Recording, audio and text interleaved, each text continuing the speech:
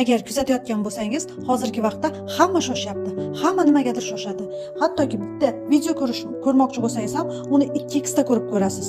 Yoki audio eshitmoqchi bo'lsa ham, uni ham 2x da eshitadi ko'pchilik.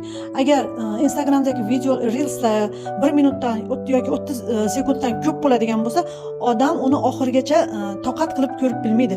O'tkazib yuboradi. Sraz o'tkazib yuboradi. Shoshyapti, nimagadir, qayergadir shoshyapti. Buni sababi nimada bilasizmi? Buni sababi to'g'ri, odam shoshyapti. Mana ichkarida holatimiz shoshiryapti nimagadir.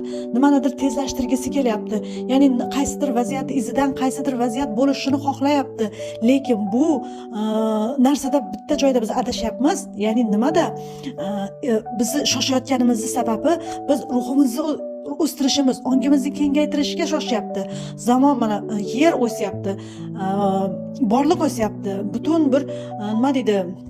Hamma narsa tezlashgan hozirgi zamonda. Hamma narsa tezlashgan. O'shaning uchun mana buni holatimiz va ichki holatimiz sezadi va u ham tezlashgisi keladi.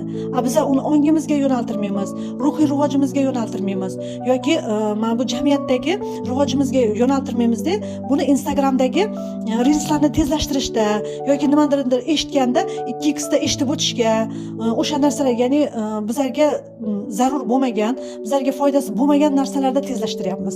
Bolalarimizni, farzandlarimizni tezlashtiryapmiz. Bo'l, tez, chaqqon bo'l, tezlash degan narsalar bilan tezlashtiryapmiz. Aslida bu tezlik boshqa narsaga yo'nalishi kerak edi. Aslida bu tezlik boshqa bir holatga yo'nalishi kerak edi.